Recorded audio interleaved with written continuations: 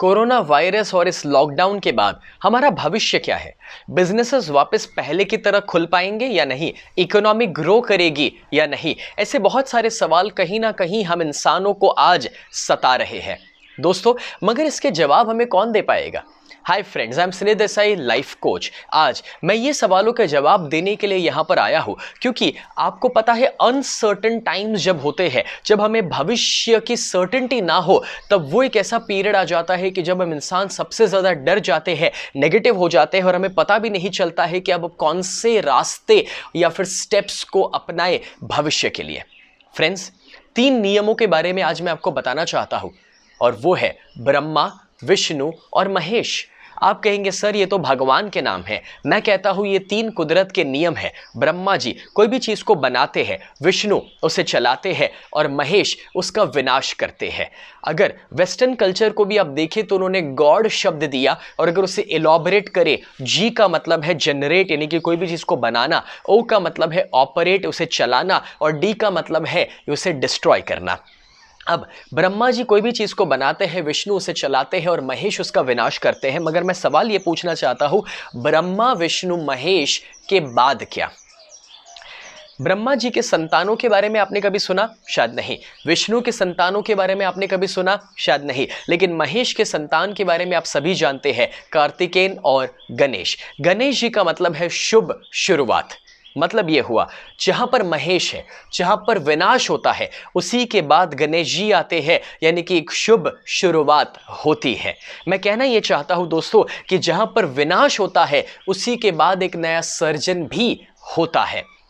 First world war में सबसे ज्यादा विनाश हुआ था जर्मनी का और सेकंड वर्ल्ड वॉर में सबसे पावरफुल कंट्री था Germany, leaded by Hitler. Second world war में सबसे ज्यादा विनाश हुआ जापान का। 1945 2 एटम बॉम्ब गिरे, लेकिन तब से लेकर अभी तक जापान सबसे ज्यादा ग्रो किया और दुनिया को अपनी टेक्नोलॉजी पहुंचाया।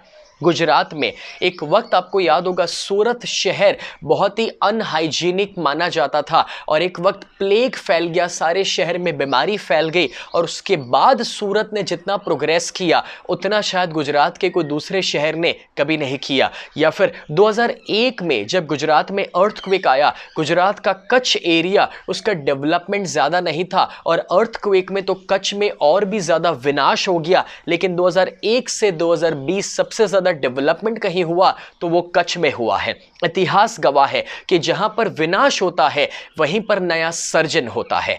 कोरोना वायरस के द्वारा जितना बड़ा विनाश हुआ है, जितना इकोनॉमिकल ब्रेकडाउन हुआ है, जितने लोग अपनी जिंदगी में सफलता में पीछे अटके हैं, वो सब कुछ रिकवर होने वाला है। मैं आपको ये भरोसा देता हूं दोस्तों कि जितना बड़ा विनाश हुआ है उससे भी बड़ा सर्जन और पॉजिटिविटी हमारी जिंदगी में आने वाला है, क्योंकि कलयुग के बाद सतयुग का आना ये तो होना ही है। मगर उस सतयुग के लिए, उस सर्जन के लिए आपको अपने आप को तैयार करना पड़ेगा। 2 चीजें हैं। सबसे पहला फोकस सिर्फ पॉजिटिव चीज़ों पर कीजिए। जब आप डिसाइड करते हैं कि मुझे होंडा सिटी खरीदनी है तो आपको होंडा सिटी हर जगह दिखाई देती है। अगर आप फोकस करते रहेंगे कोरोना वायरस के ऊपर, बीमारी के ऊपर, ब्रेकडाउन के ऊपर, तो आपको वही प्रॉब्लम्स दिखने वाले हैं। लेकिन अगर आप अपॉर्चुनिटी पर फोकस लेकर आएंगे तो आने वाली अपॉर्चुनिटीज आप देख पाएंगे जो आपको ज़्यादा बेहतर पॉजिटिव दुनिया की ओर लेकर जाएगी। दूसरा, तूफान के पहले की शांति अभी है।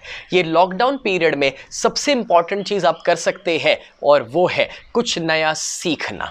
आपको पता है, आप अगर एक तूफान खड़ा करना चाहते हैं जब लॉकडाउन पीरियड खुले और पॉजिटिवली 10 गुना ज़्यादा प्रोग्रेस करना चाहते हैं, तो इस लॉकडाउन पीरियड में आपको कुछ नया सीखना पड़ेगा, कुछ नया जानना पड़ेगा। ये पीरियड है लर्निंग का। आपको पता है मार्क जुकरबर्ग फेसबुक के मालिक साल की 25 किताबें पढ़ लेते हैं और बिल गेट्स दुनिया के सबसे अमीर इंसान साल की 50 किताबें पढ़ लेते हैं, मतलब कि हफ्ते की एक किताब। मैं आपसे पूछता हूं, आप कितना पढ़ाई कर रहे हैं? आप कितना नया सीख रहे हैं।